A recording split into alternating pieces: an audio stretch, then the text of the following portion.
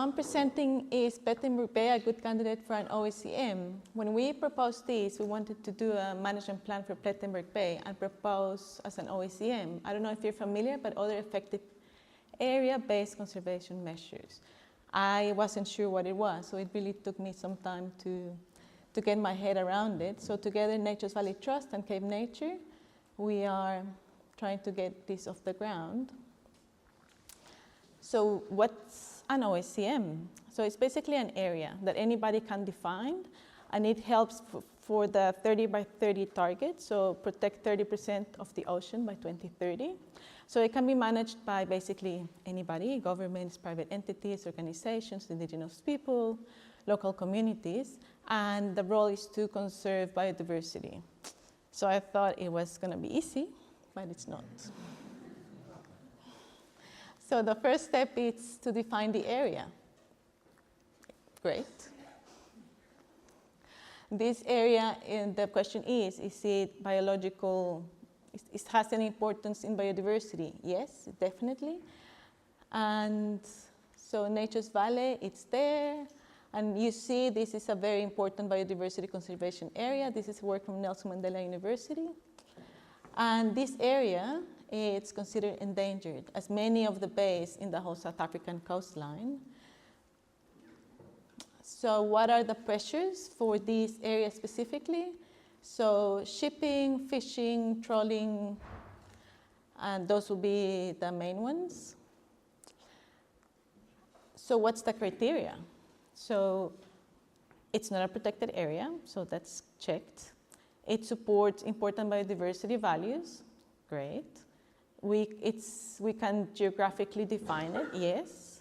And it was easy cheesy until management. So activities which threaten the important biodiversity values of the site are prevented or mitigated. So that's where trouble started. So what are the current management strategies in the bay? So as you know, sand parks plays a big role on Titsikama and Cape Nature on the Robert Peninsula. But do they have jurisdiction in the bay? Actually, they don't. So what are the current management practices that can be strengthened? As an OECM, what they are looking for is the current practices, the current management practices that you have, can we strengthen them? So we have Heritage Research Association, it's there. There's a little bit of fishing closures, for example, with the squids and the estuarine management plans. So there's a little bit of management practices in the bay, but there was not enough to manage the activities that occur inside the bay. So this question got us in trouble. So I was told by the FFE, you can submit an OECM proposal, but the chance of rejection is very high.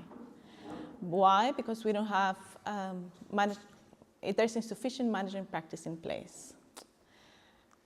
So then we start talking about what is the best legal framework to protect Plettenberg Bay and Nature's Valley area.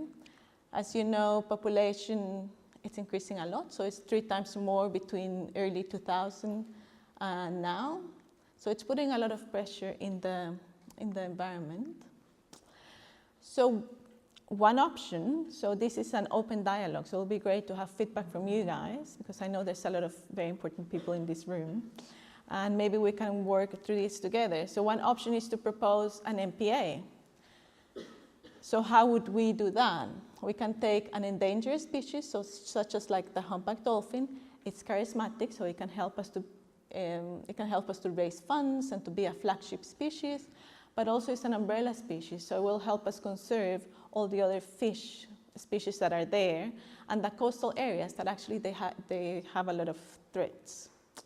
So this guy, it's not doing great. So in the 1990s, there were 1,000 individuals in the whole coastline of South Africa, which is not a lot, and now we think it's less than 500. So in Plettenberg Bay, it's the place that has been the longest monitored in the whole South African coast. It has had a 50% decline between early 2000 and 2012.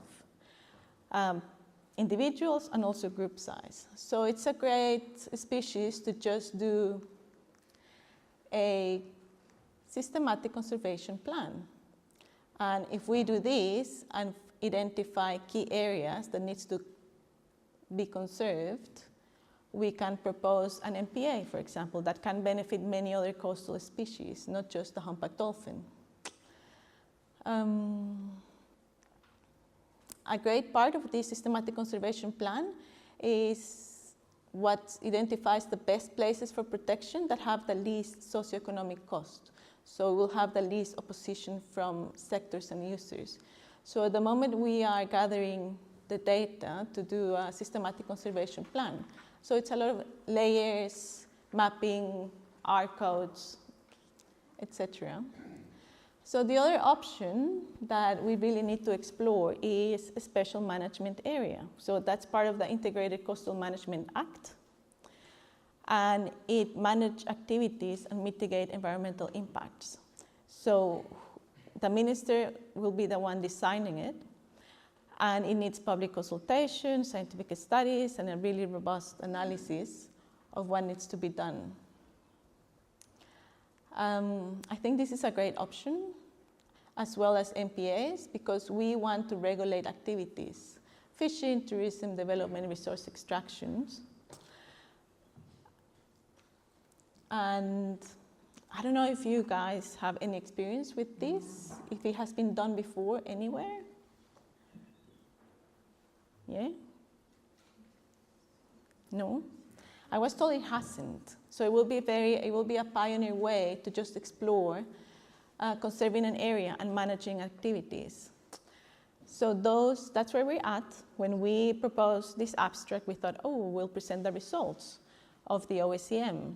And then I'm very glad when we presented the title, it was a question. Is Plettenberg Bay a good candidate for an OECM? The answer is no. But we're exploring other options to have a proper management plan for the bay and manage all the pressures. So I went very quick through everything, and I'm sure I have lots of time.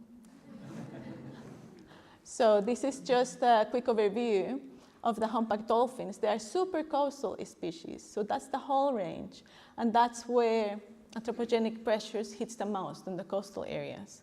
So it will be a great umbrella species, flagship species, if we want to decide to go that way. But yeah, any suggestion, it's welcomed. Thank you.